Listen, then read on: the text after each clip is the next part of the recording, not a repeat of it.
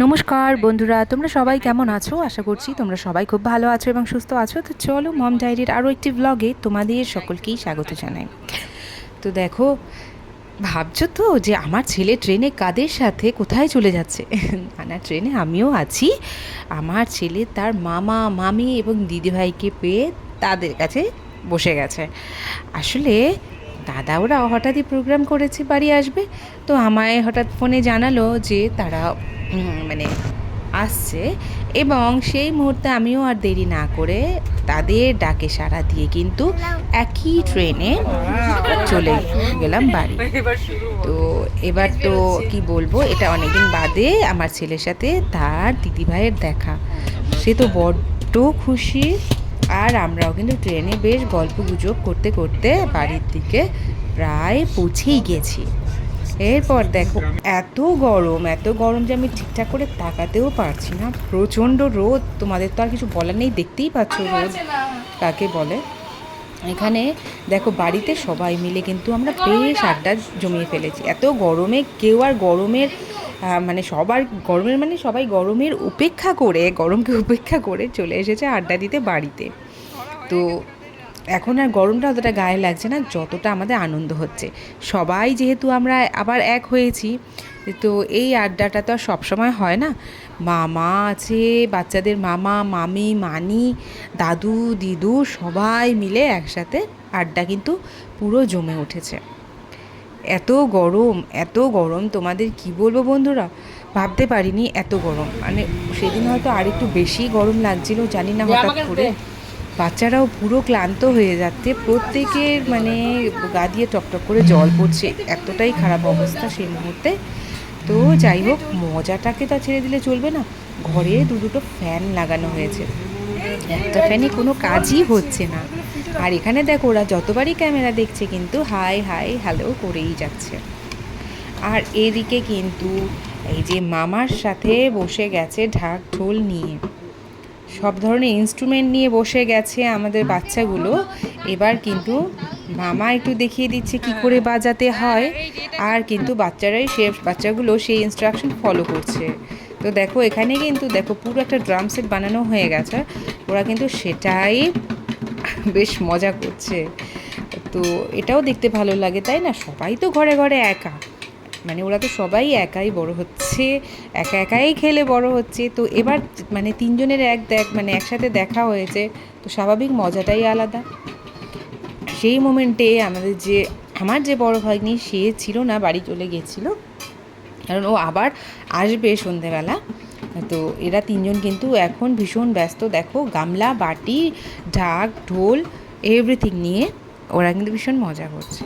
তো আমাদের তো এখন মানে খাওয়া দাওয়া মোটামুটি রান্না বান্না কিন্তু কমপ্লিট হয়ে গেছে। খাওয়া দাওয়া কিন্তু এখনও হয়নি, একটু বাদে খাওয়া দাওয়া শুরু হবে। আর খাওয়া দাওয়া বলতে সব কিন্তু নিরামিষ, যেহেতু আমাদের দাদা বৌদি ওরা রীতিমতো মানে কি বলবো বৈষ্ণব এখন। তো ওরা তো নিরামিষের কোনো আমিষের কোনো প্রশ্নই আসে না। তো ওরা নিরামিষ খায়, তো বাড়িতেও কিন্তু সব নিরামিষ বাসনপত্রে ঠাকুরকে ভোগ দিয়েই খাওয়া দাওয়া চলছে। আর এখন দেখো, মোটামুটি বিকেলের দিকে এই বাগানে আড্ডা, আরেক ধরনের আড্ডা, সব মানে কারো ঘুম নেই কিন্তু চোখে। বাচ্চাগুলো যেখানে এত সুন্দর করে ঘুম হয়ে, ওদের কিন্তু ঘুম টুম পুরো আউট হয়ে গেছে। ঠিক আছে, ওরা হচ্ছে খেলায় ভীষণ ব্যস্ত। এদিকে দেখো আমাদের জামাইবাবু বসে আছে, এদিকে দিদি বসে আছে। খাওয়া দাওয়ার পর আমাদের খাওয়া হয়ে গেছে, মানে লাঞ্চ হয়ে গেছে। আর এখানে দেখো মানে ও দই সার্ভ করবে এখন সর্দি। তো এই গরমে ঠান্ডা ঠান্ডা দইয়ের মজাটাই আলাদা। কিন্তু আমার দই খুব একটা বেশি ভালো লাগে না, একটু টক হলে যে যতটা ভালো লাগে, মিষ্টি দই তো আরোই ভালো লাগে না। তো যাই হোক, এই গরমে একটু হলেও পেট ঠান্ডা করবে সেই দই। আর আমার হাতে দেখতে পাচ্ছ গ্লাস, সেটা কিন্তু ঠান্ডা আর গরম ঠান্ডা আর নর্মাল জলের মিক্স। তো এখন মানে নর্মাল জলটা খাওয়াটাও মানে কি বলবো, মনে হচ্ছে না যে জল খাচ্ছি। যখনই জলটা খাচ্ছি কোনোভাবেই মনে হচ্ছে না যে জল খাচ্ছি।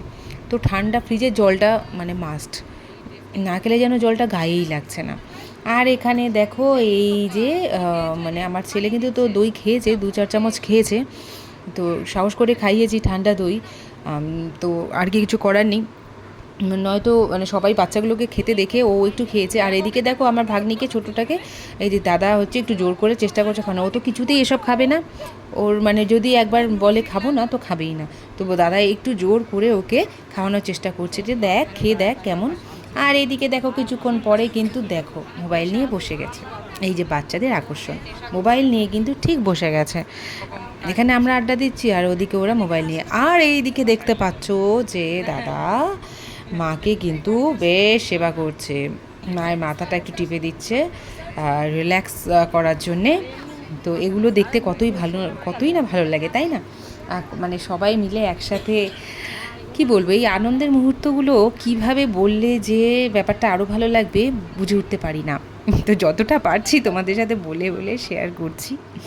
তারপর দেখো এখানে এবারে আর ওদের তো কোনো কথাই নেই, আর আমার ছেলে কিছুতেই ঘরের মাঝখানে থাকবে না, যত আনাচে কানাচে গিয়ে ও লুকোনোর চেষ্টা। দেখতে পাচ্ছ তো ফ্রিজের পাশে, একেই গরম তার উপর সাইড থেকে আসছে ফ্রিজের তাপ, কিন্তু ও ওখানে গিয়েই লুকিয়ে থাকবে।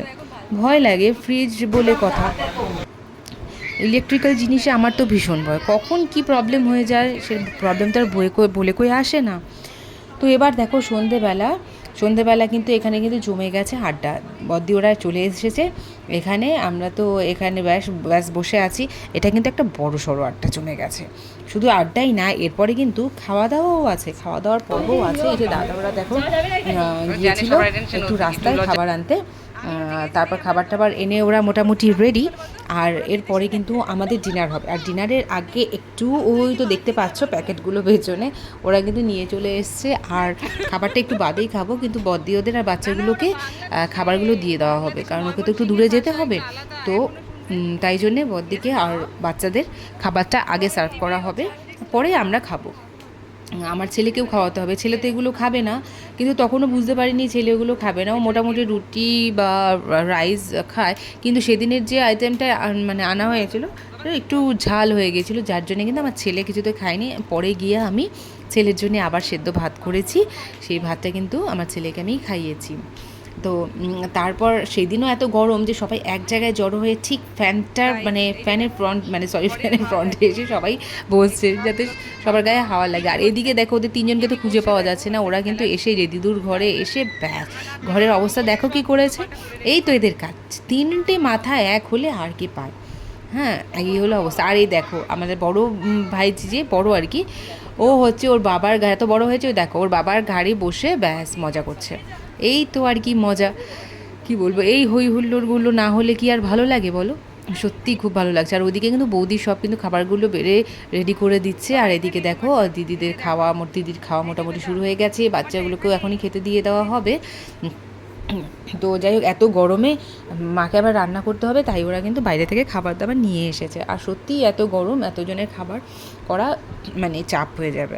তো তারপর ওখানে দেখো স্যালাড ট্যালাড মোটামুটি আমি কেটে রেখেছি, দাদা বলেছিল কেটে রাখতে, আমি তো কেটে রেডি করে রেখেছি। এদের খাওয়া দাওয়া শুরু, আর তারপরে কিন্তু এরপরে যাওয়ার পালা শুরু হবে দিদিদের। এই দেখো খাওয়া দাওয়া করে মোটামুটি ওরা একটু বসেছে, এবার বাচ্চাগুলোর হয়নি, একটু লেট হচ্ছে, ওরা গল্প গুজব করে খাওয়া দাওয়া করছে।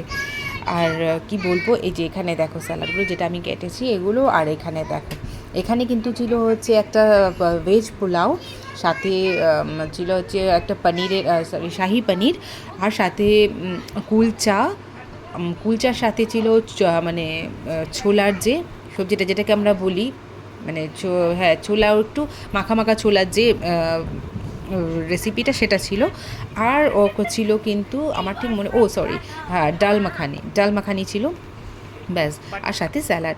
এই তো খাওয়া দাওয়া করে তো পুরো পেট। এবার কিন্তু দেখো আমাদের খাওয়া দাওয়ার আগে কিন্তু দিদি ওরা মোটামুটি বেরিয়ে যাচ্ছে, দিদির এক ভাই ওকে মানে ওর সাথেই এসেছে, তো ওরা কিন্তু এখন বেরিয়ে যাবে।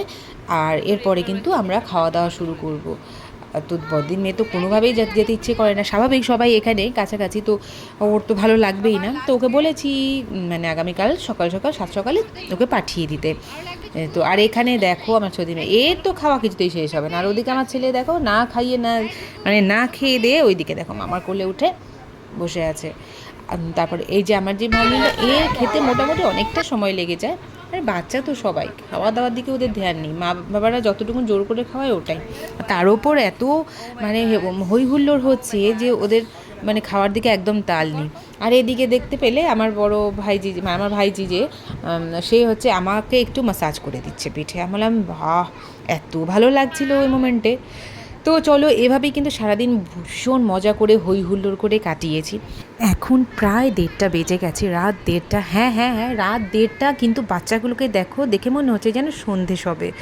তো আমাদের সাথে সাথে কিন্তু বাচ্চাগুলো মানে জেগে আছে। তো বন্ধুরা, আজকের ব্লগটা আমি এখানেই শেষ করছি। তো আজকের ব্লগটি তোমাদের কেমন লাগলো অবশ্যই কমেন্ট বক্সে জানাবে। তো চলো, আজকের মতো তোমাদের গুড নাইট। সবাই খুব ভালো থাকবে, সুস্থ থাকবে, আর দেখা হবে তোমাদের সাথে নেক্সট ব্লগে।